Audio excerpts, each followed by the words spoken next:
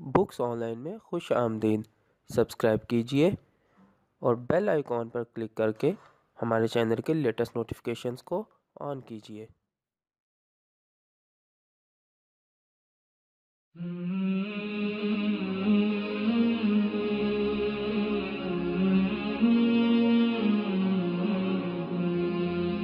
अऊज़ु बिल्लाहि मिनश शैतानिर रजीम। बिस्मिल्लाहिर रहमानिर रहीम। आज हम सैयद ज़ैद ज़मान हामिद की किताब शाद बाद मंजिल मुराद के 9वें हिस्से के साथ हाजिर हैं। आज हम इस किताब के जिस चैप्टर का आगाज़ करेंगे उसका नाम है मोहम्मद अली जिनाह से क़ायद आज़म रहमतुल्लाह अलैह तक। इस वक्त हम इस किताब का सफ़ा नंबर 108 पर मौजूद हैं। आइए शुरू करते हैं। गो के अपने 1930 के तारीख़ी खुतबा आला आबाद में इकबाल रहमतुल्लाह अलैह आने वाले दौर की एक धुंधली सी तस्वीर दिखा चुके थे। इसके बावजूद उस दौर में ना तो मुस्लिम लीग को इसकी सदाकत पर कोई ईमान था और ना ही मोहम्मद अली जिनाह को इसके अमली तसव्वुर होने पर यकीन। जिनाह के जो मुस्लिम लीग के सदर और हिंदुस्तान के मुसलमानों के वाहिद रहनुमा थे कि जिनसे उम्मीदें वाबस्ता थीं, उस दौर में मुसलमानान हिंद से इस कदर मायूस हो चुके थे कि इस खुतबे के चंद ही माह बाद हिंदुस्तान ही छोड़ गए और लंदन जाकर इस इरादे से बस गए कि अब बकिया ज़िंदगी यहीं गुजारी जाएगी। अब इकबाल रहमतुल्लाह अलैह के लिए एक और बड़ी आजमाइश खड़ी हुई थी। जब क़ायद आज़म रहमतुल्लाह अलैह हिंदुस्तान में थे तो उस वक्त मुसलमानों के पास कोई इनकलाबी नज़रिया न था। अब जबकि इकबाल रहमतुल्लाह अलैह वो इनकलाबी नज़रिया पेश कर चुके थे तो उस पर अमल करने के लिए अब मुसलमानों के पास कोई रहनुमा न था। इकबाल रहमतुल्लाह अलैह वाज़ेह तौर पर देख रहे थे कि हिंदुस्तान में मोहम्मद अली जिनाह रहमतुल्लाह अलैह का कोई नेमुल बदल मौजूद नहीं है। अगर जिनाह हिंदुस्तान वापस आकर मुसलमानों और मुस्लिम लीग की क़यादत ना संभालते तो ना सिर्फ नज़रिया इकबाल रहमतुल्लाह अलैह फ़क़्त कागज़ों तक ही महदूद रहता बल्कि तमाम हिंदुस्तान के मुसलमानों का मुस्तक़बिल हमेशा हमेशा के लिए तारीक हो जाता। अब इकबाल रहमतुल्लाह अलैह के सामने सबसे बड़ा मिशन ये था कि किसी तरह मोहम्मद अली जिनाह को तक़सीम हिंद के नज़रिए पर कायल करके इंग्लिस्तान से दोबारा हिंदुस्तान वापस लाया जाए और मुसलमानान हिंद की क़यादत एक मरतबा फिर इनके हवाले की जाए। हालात ने जल्द ही इकबाल रहमतुल्लाह अलैह को लंदन जाकर बराह रास्त मोहम्मद अली जिनाह से बात करने का मौका फ़राहम कर दिया। हिंदुस्तान में अंग्रेज़ों को वाज़ेह नज़र आ रहा था कि हिंदू मुस्लिम कशीदगी बढ़ती जा रही है। इस बात के बावजूद कि मुस्लिम लीग मोहम्मद अली जिनाह के निकल जाने के बाद अमली तौर पर मुअत्तल सियासी जमात हो चुकी थी, मगर मुसलमान बहरहाल एक मजबूत अक़लियत के तौर पर हिंदुस्तान में मौजूद थे और इनके मुतालबात और जज्बात को यकसर मुस्तरद करके अंग्रेज़ हुक्मरान मुकम्मल तौर पर अपना वज़न हिंदुओं के पलड़े में नहीं डाल सकते थे। मुसलमानों से बहरहाल इनको मुशावरत करनी थी, इसीलिए लंदन में मुसलसल 3 बरस अंग्रेज़ों ने गोलमेज़ कॉन्फ्रेंसेस तलब की कि जिनमें हिंदुस्तान के तमाम मज़ाहिब से ताल्लुक़ रखने वाली अशराफिया को मदऊ किया गया और हिंदुस्तान के मसाइल और मुस्तक़बिल पर बहस की गई। ये गोलमेज़ कॉन्फ्रेंसें 1930, 31 और 32 में लंदन में मुनक़्क़द हुई। इन कॉन्फ्रेंसों में चंद एक में मोहम्मद अली जिनाह और इल्लामा इकबाल रहमतुल्लाह अलैह भी शरीक हुए। कॉन्फ्रेंसों का कोई खातिर खां नतीजा न निकला। इस बहाने इल्लामा इकबाल रहमतुल्लाह अलैह को लंदन जाकर बराह रास्त मोहम्मद अली जिनाह से तफसीली गुफ्तगू करने और उन्हें कायल करने का पूरा मौका मिला। इसके साथ साथ मुसलमान अशराफिया और इंग्लिस्तान में मौजूद मुसलमान तालिब इल्मों के साथ भी इकबाल रहमतुल्लाह अलैह ने तफसीली गुफ्तगू करते हुए तक़सीम हिंद के अपने नज़रिए को बहुत तदब्बुर और हिकमत से वाज़ेह किया। इसी दौरान में इकबाल रहमतुल्लाह अलैह की मुलाकात इंग्लिस्तान में मुकीम मुसलमान नौजवानों के एक वफ़द से भी हुई कि जिसमें एक नुमाया नाम चौधरी रहमत अली का भी था। चौधरी रहमत अली तलीम के सिलसिले में इंग्लिस्तान में मुकीम थे। इकबाल रहमतुल्लाह अलैह के साथ तफसीली गुफ्तगू और नशिस्तों का चौधरी रहमत अली ने बहुत गहरा असर लिया। नौजवान भी थे और जोशीले भी। तक़सीम हिंद का नज़रिया इकबाल रहमतुल्लाह अलैह के जिसका इजहार इकबाल रहमतुल्लाह अलैह खुतबा आला आबाद में तफसीली कर चुके थे, चौधरी रहमत अली को पूरी तरह मुतासिर कर गया। आने वाले वक्तों में 1933 में चौधरी रहमत अली ने अपना वो मशहूर रसाला तहरीर किया जिसका नाम था नाउ और नेवर, अभी नहीं तो कभी नहीं। इस रसाले में उन्होंने पहली मरतबा नज़रिया इकबाल रहमतुल्लाह अलैह की मज़ीद वजाहत करते हुए शमाल मगरबी हिंदुस्तान के मुस्लिम अक्सरियती सूबों को इकट्ठा करके एक नक्शा सा बनाया और इसे पाकिस्तान का नाम दिया। पंजाब, افغانیہ، کشمیر، سندھ اور بلوچستان کے حروف کو ملا کر چودھری رحمت علی نے لفظ پاکستان تخلیق کیا۔ اس کے علاوہ چودھری رحمت علی نے آگے بڑھ کر ہندوستان میں کئی اسلامی ریاستیں اور بھی تجویز کیں۔ ان کی رائے کے مطابق حیدرآباد، دکن وغیرہ کے علاقوں کو ملا کر عثمانستان اور بنگال کے صوبوں کو اکٹھا کر کے بانگستان بنانا بھی ضروری تھا۔ چودھری رحمت علی کے رسالے کا یہ فائدہ تو ضرور ہوا کہ اب تقسیم ہند ایک باقاعدہ نظریے کے طور پر مسلمانوں، ہندوؤں اور انگریزوں کے درمیان موضوع بحث بن گیا۔ انگریزی اور ہندی اخباروں نے اقبال رحمۃ اللہ علیہ کے خطبہ اعلی آباد اور چودھری رحمت علی کے رسالے کو آپس میں ملا کر یہ طوفان کھڑا کر دیا کہ مسلم لیگ پاکستان بنانا چاہتی ہے۔ حالانکہ اس وقت تک نہ تو مسلم لیگ نے تقسیم ہند کو ایک نظریے کے طور پر قبول کیا تھا، نہ تو اس کی قیادت اس پر یقین رکھتی تھی، اور نہ ہی انگریزوں اور ہندوؤں کے ساتھ مذاکرات میں تقسیم ہند کو ایک موضوع کے طور پر شامل کیا جانا تھا۔ وہ کام جو فطرت نے آئندہ آنے والے برسوں میں مسلم لیگ سے کروانا تھا، اس کا واویلا قدرت خود ہندوؤں اور انگریزوں کے ہاتھوں کروا رہی تھی۔ ہندوؤں اور انگریزوں نے تقسیم ہند کے نظریے پر اس قدر طوفان برپا کیا کہ خود مسلمانوں نے اب اس نظریے کو سنجیدگی سے لینا شروع کر دیا۔ اس بات کی سب سے خوبصورت وضاحت کہ لفظ پاکستان خود مسلم لیگ اور مسلمانوں نے ہندوؤں اور انگریزوں کی ضد میں اختیار کر لیا۔ خود قائد اعظم نے اپنے 1943 کے خطاب میں کی۔ قائد اعظم اس تقریر میں ہندوؤں اور انگریزوں پر گہرا طنز کرتے ہوئے وضاحت فرماتے ہیں: I think you will bear me out that when we passed the Lahore resolution, we had not used the word Pakistan. Who gave us this word? Cries of Hindus? Let me tell you, it is their fault. They started damning this resolution on the ground that it was Pakistan. They are really ignorant of the Muslim movement. They fathered this word upon us. You know perfectly well that Pakistan is a word which is really foisted upon us and fathered on us by some section of the Hindu press and also by the British press. Now, our resolution was known for a long time as the Lahore Resolution, popularly known as Pakistan.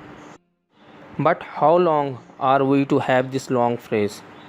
Now, I say to my Hindu and British friends, we thank you for giving us one word. Applause and cries of hear, hear. What is the origin of the word Pakistan?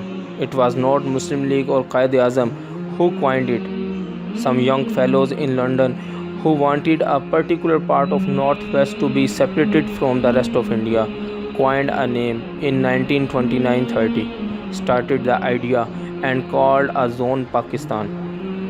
They picked up the letter P from Punjab, A for Afghan, as the NWFP is known even today as Afghan, K for Kashmir, S for Sindh, and Tan for Balochistan. A name was coined. محمد علی جناح۔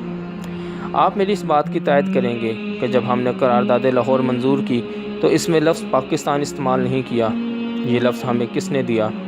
مجمع میں آوازیں اٹھیں، ہندو ہندو۔ یہ لفظ ہمیں ہمارے حریفوں نے دیا۔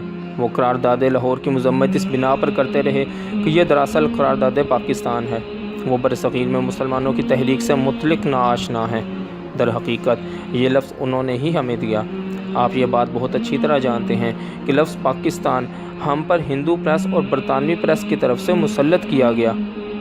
ہماری قرارداد ایک طویل مدت تک قرارداد لاہور کے نام سے جانی جاتی تھی کہ جسے اب قرارداد پاکستان کے نام سے جانا جاتا ہے۔ ہم کب تک اس بحث کو سلجھاتے رہیں گے؟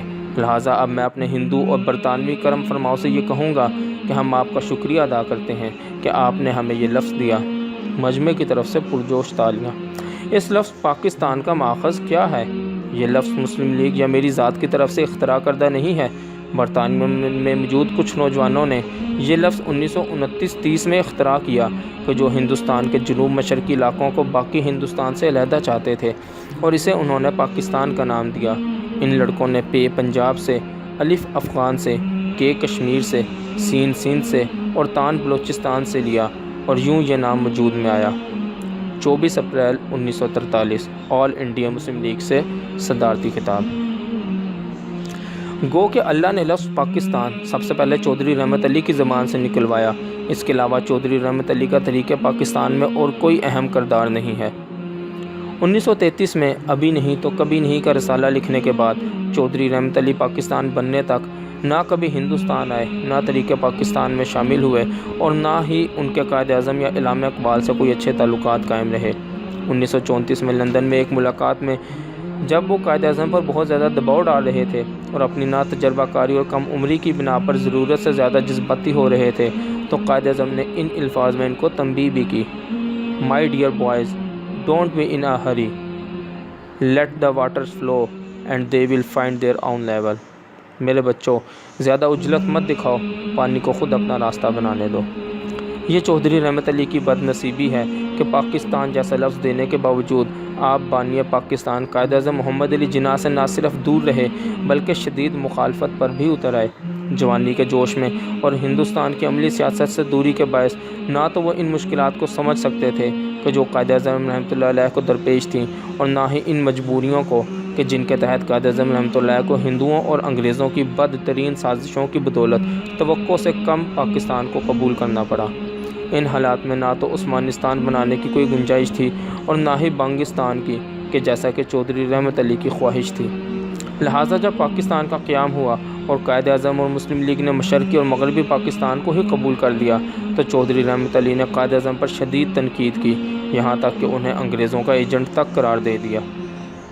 پاکستان بننے کے بعد چودھری رحمت علی صرف ایک مرتبہ 1948 میں پاکستان آئے، مگر مسلم لیگ کی قیادت سے شدید اختلافات کے باعث فوراً ہی واپس لندن لوٹ گئے اور اپنی بقیہ زندگی وہیں گزاری، اور 1951 میں لندن میں ہی ان کا انتقال ہوا۔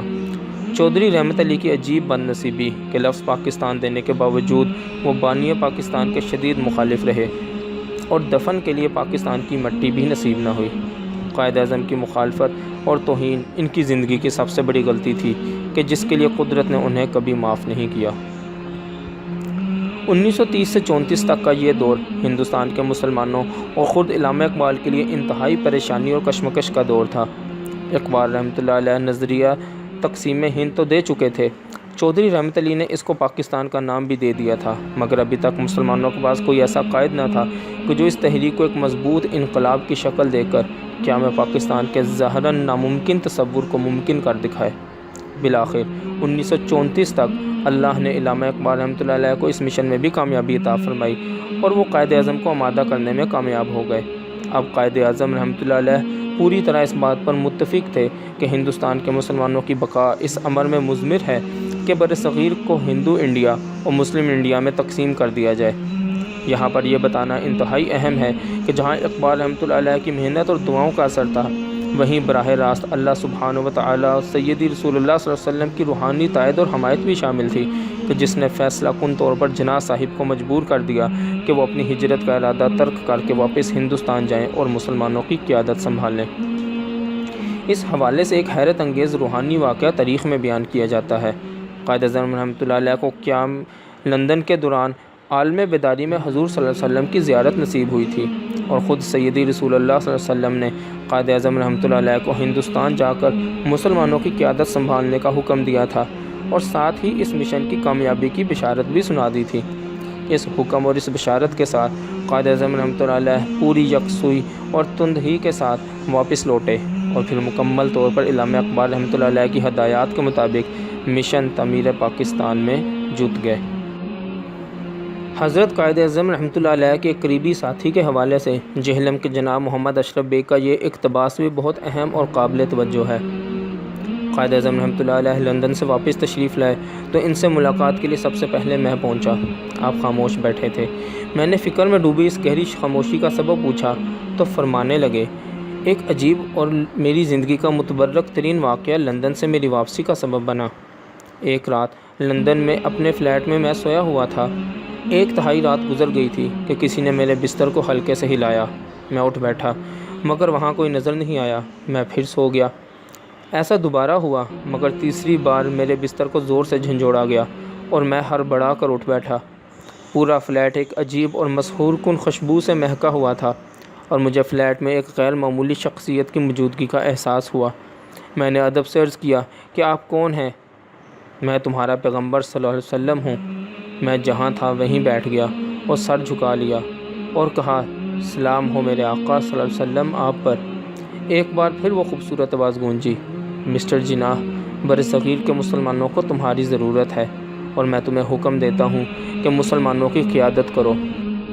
تم ہمہ وقت میری عاطفت میں رہو گے، تمہیں قطعی فکر مند ہونے کی ضرورت نہیں، تم اپنے مشن میں کامیابی سے ہمکنار رہوگے انشاءاللہ۔ میں ہمتاً گوش تھا، سر تسلیم خم کرتے ہوئے میں نے کہا، آپ صلی اللہ علیہ وسلم کا حکم سر آنکھوں پر۔ باقی انشاءاللہ اگلی ویڈیو میں۔ جزاک اللہ خیر۔